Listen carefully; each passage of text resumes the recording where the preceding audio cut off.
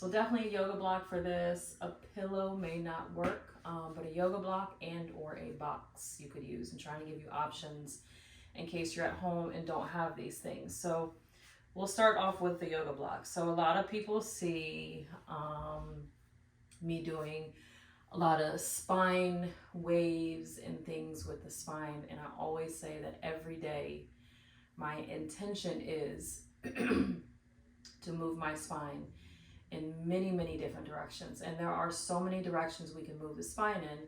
And for me, why? Because life is in the spine and all of these nerves come off of the spine. And so I always want those nerves awake.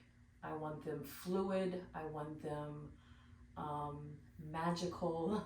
I want them to breathe. I want them to expand, and I want them to be healthy.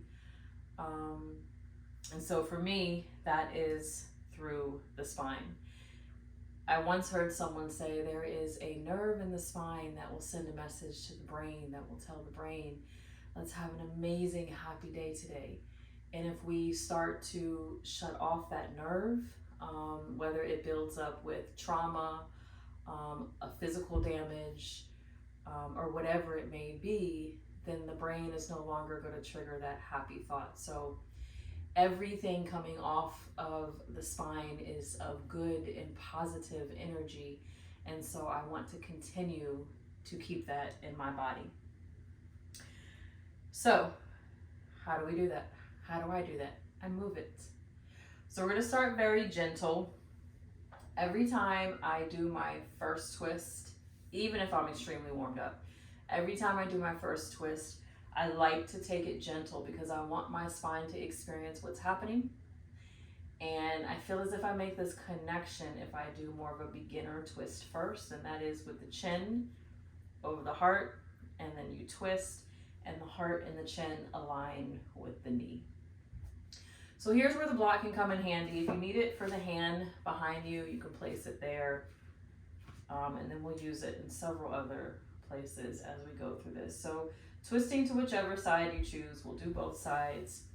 Taking it to the opposite side, remember chin is aligned with the heart, heart is aligned with the knee. And I love, love, love just to breathe in these poses because you can feel the breath and the energy moving through the spine. And the more often you do this, it's almost as if you feel this opening of like an ocean running through the spine.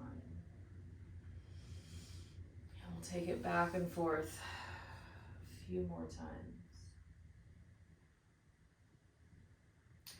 And if you hear popping in your spine, that is okay.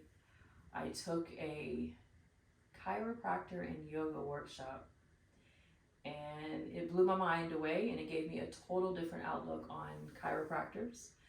I used to look at them as something negative because of all the popping that I heard. I thought that was dangerous.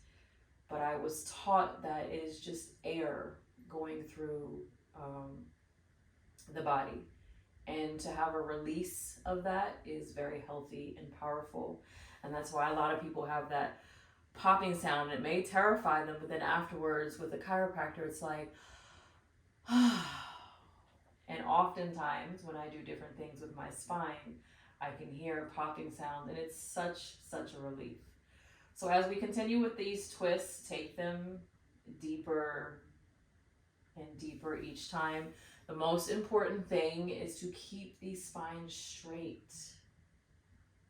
You should feel those sit bones press into the ground, and then the spine lengthens and stays straight. So now I'm going to add some different movement to my spine. It's still twisting, but it's going to feel a little different to the spine. This is usually when my spine starts to pop and have some release. So we'll start with the yoga block first. If you're using the yoga block, you're going to have to stop and switch it from side to side. We'll do a few with the block, and then if you're able to, we'll do a few without the block. So clasping the fingers behind the head. I first like to lengthen here, pull my elbows back as far as I can, and just feel the body here. I always want to try to feel balance in the body.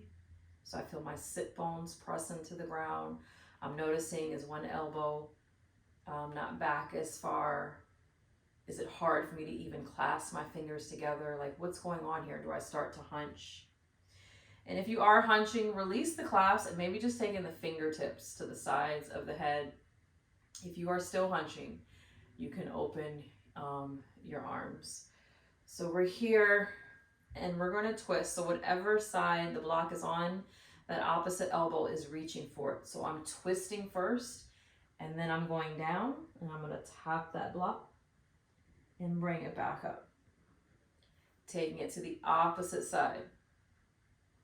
So the only reason why the block frustrates me in this movement is because you have to keep moving it. And you want to be twisting from side to side.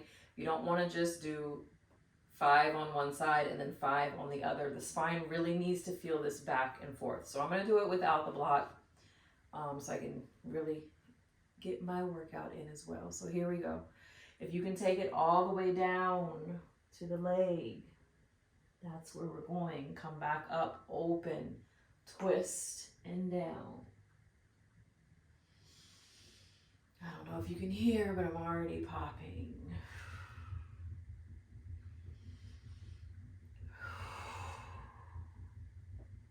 And another thing you could do is you can probably lay a pillow across your lap, and that'll just help bring the knees up. And when I say a pillow across your lap, I'm talking this way. So lay it across your lap, and it's as if you've brought the knees up higher, but you're tapping the pillow. So we'll do this a few more times. So because of my flexibility, my legs drop down, so I like to do a few in a position that I'm used to sitting in, and then I'll do a few in a complete crossed ankle.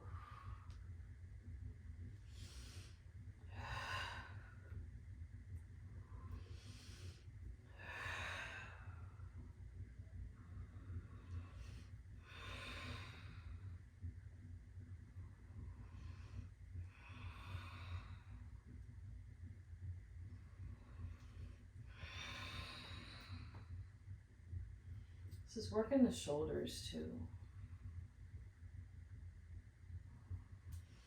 And then I like to bring it back to center, and then I'll switch whichever leg I had crossed on the top, I'll cross on the bottom, and then do a few more. So to make sure you're really getting this twist correct, mind you, I'm twisting up high. As I go to lower and tap that elbow, my gaze goes to the back. Where you take your gaze, your body will go. So you really want to take that gaze to the back. Don't take it down to the knee. Take it back.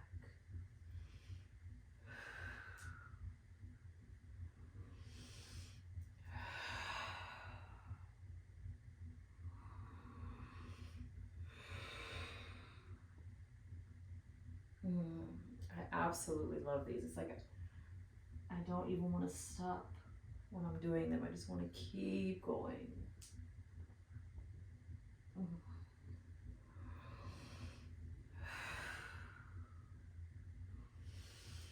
And last side. Bringing it back to the center. Release the hands. Take the hands down to the knees. We're going to do great big circles. This is just to kind of feel that length in the spine. Oh, yes. Now keep in mind, the more often you do these, the body will start to get used to it. It'll start to open up more. Take the circles in the opposite direction. And remember, your circles can be up here. It doesn't have to go as low as I'm going. Take it to your body level. We're just going to hold this one forward. Let the head hang. And start to round through the back. Let the arms release. Keep that chin dropped into the chest. And then pointing the nose to the ceiling.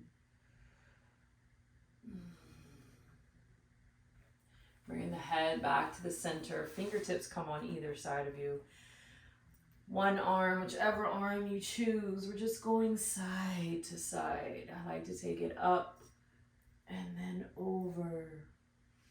And hang out wherever you need. You can take it across the body.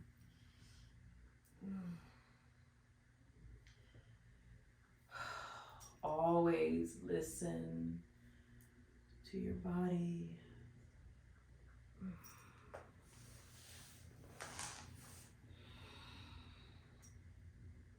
Just kind of let your spine be free, whatever it needs. If you feel the side of your body is tight, then maybe pause it somewhere, take it deeper.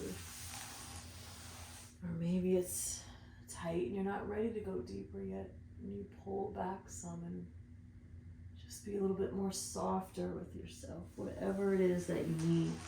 And then we'll take it forward. Walk the hands forward as far as you can. Head drops, elbows drop.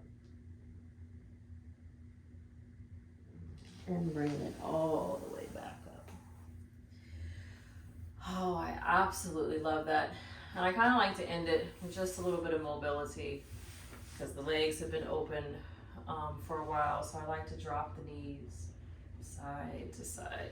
And just seeing how mobile is the body. If this doesn't feel good for you, you're not ready for this yet, then by all means, take it out.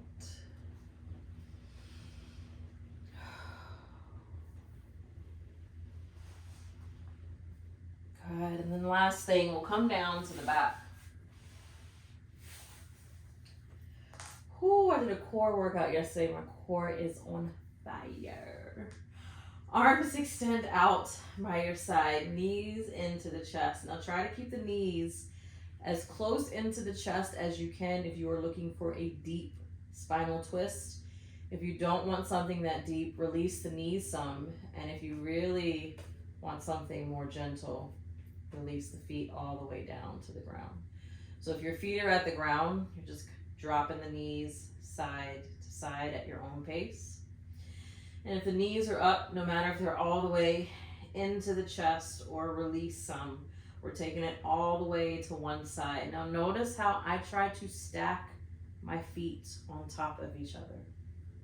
So this is a deep, deep twist. The further up you have the knees into the chest, my feet stack so they're flexed, but then I'll start to release them some as I start to release the tension in the body. They can even cross over each other.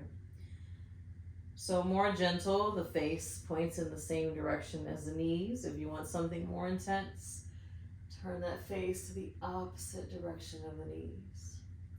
If the knees are sliding and you can't really release the tension in the legs and settle in, that hand can always kind of cup behind the leg just to kind of give your legs some support to release. And then when you come back to the center, it's entirely up to you. You can lift both knees at the same time. But if you're just being gentle with the body right now, you can lift one leg at a time as you bring it back to the center. Reposition yourself, so just give yourself a moment here. It's as if the spine is being wrung out like a washcloth when you wring it out.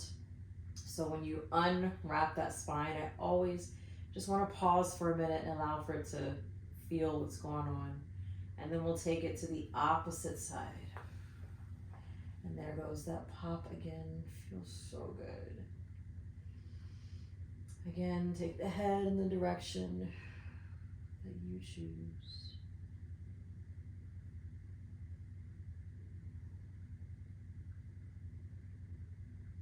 And bringing it back to the center, however you choose. If you're looking for a core workout, definitely lift the knees same time. And then just cross the ankles and kind of let gravity carry the legs. They'll release from the chest some. They may sway side to side. They may find some stillness. And then uncrossing and releasing the legs all the way down to the ground. Oh. And then spend as much time as you need here in the Savasana.